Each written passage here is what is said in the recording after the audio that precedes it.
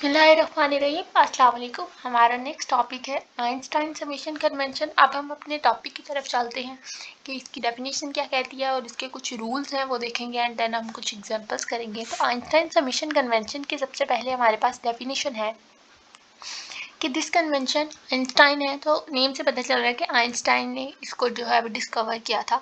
तो this convention was introduced with Einstein words. उन्होंने क्या कहा था कि I have made great discovery in mathematics, I have suppressed in the summation sign every time that the summation must be made over an index which occur twice.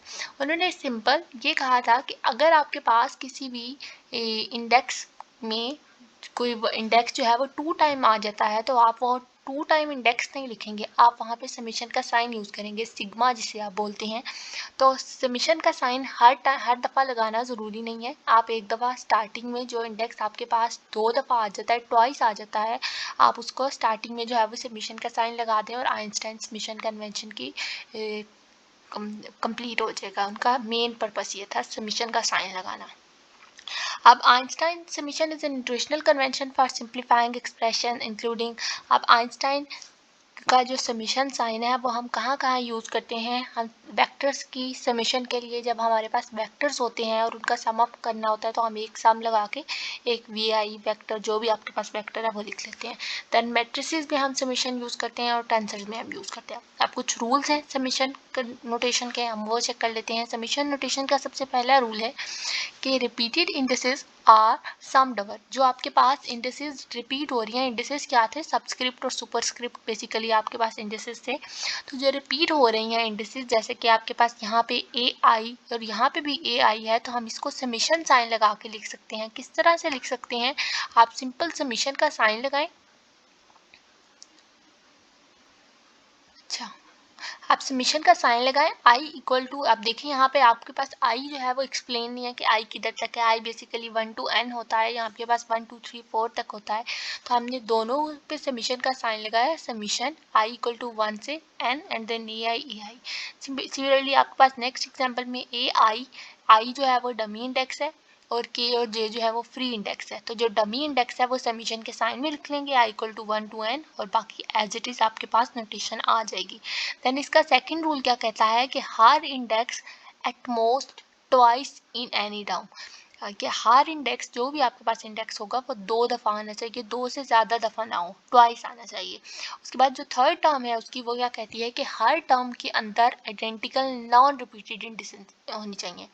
एक तो वो identical हो, it mean कि आपके पास जो अगर dummy आ गई हैं तो वो 2 टाइम हो, ट्वाइस हो और नॉन रिपीटेड हो, रिपीट ना हो रही हो। मतलब कि जैसे कि आपके पास ये एक्सप्रेशन है, यहाँ पे इसकी लेफ्ट और राइट अगर हम चेक करें, लेफ्ट चेक करें तो क्या आपके पास एक डमी इंडिसेस है जे, और जे डमी इंडिसेस हैं और आई आपके पास फ्री इंडेक्स है। और अगर हम इसको आइंस्टाइन समेशन कन्वेंशन की फॉर्म में लिखें तो हम इसको बेसिकली लिख सकते हैं, लेकिन आपके पास, और ये एक आपके पास वैलिड एक्सप्रेशन बन जाएगा। लेकिन अगर आप इधर देखें, ये आपके पास एक वैलिड एक्सप्रेशन नहीं बन रहा। क्यों नहीं बन रहा, कि देखिए आपके पास जे 3 टाइम हो गया, यहाँ से आपके पास एक वैलिड एक्सप्रेशन है क्योंकि आपने कहा था कि हर index at most twice in any term appear होना चाहिए। देन सिमिलरली नेक्स्ट में आपके पास के जो है वो डमी है और आई जो है, देखिए यहाँ अगर हम यहाँ पे सम करें इसका, इसको ऐसे ड्रा कर लेते हैं। अगर हम यहाँ पे समेशन का साइन लगाएं और नेक्स्ट आपके पास m में भी आई आ रहा है तो हम यहाँ पे बेसिकली नहीं लगा सकते, ये रूल होल्ड ही नहीं करेगा, तो हम कहेंगे कि ये एक वैलिड एक्सप्रेशन नहीं है। देन नेक्स्ट आपके पास एग्जांपल है, क्वेश्चन है check whether is a valid और नॉट।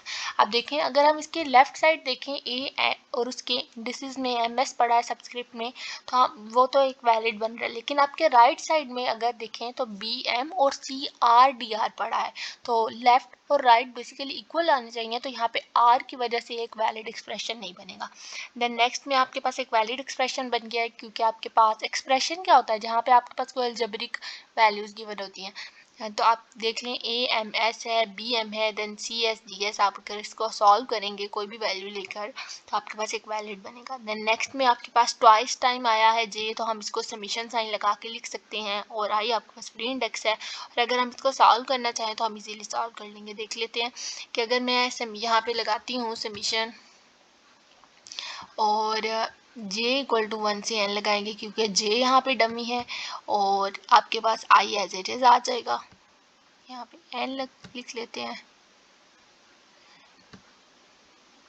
और आगे आपके पास ये वाली term as it is.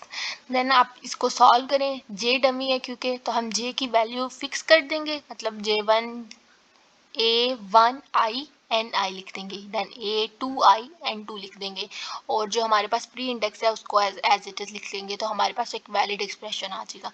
Then next term में आपके पास यहाँ पे टी आई है और आई जो है वो डमी है और जे जो है वो डमी नहीं है, जे फ्री है। तो अगर हम यहाँ पे इसी तरह सम ओवर करें और इसके साइंस को इक्वल करें तो ये एक वैलिड नहीं बनेगा, क्योंकि आपके पास हर टर्म ट्वाइस टाइम आनी चाहिए और नॉन रिपीटेड होनी चाहिए, लेकिन आपके पास यहाँ पे लेफ्ट और राइट एक्सप्रेशन भी है तो दोनों को इक्वल आना चाहिए। तो अगर हम इसको सॉल्व करेंगे तो ये इक्वल नहीं आएगा, तो हम कहेंगे कि नॉट वैलिड। आप इसको इजीली सॉल्व कर सकते हो क्योंकि हम डमी और फ्री के एग्जांपल्स बहुत डिटेल से पीछे करके आए हैं।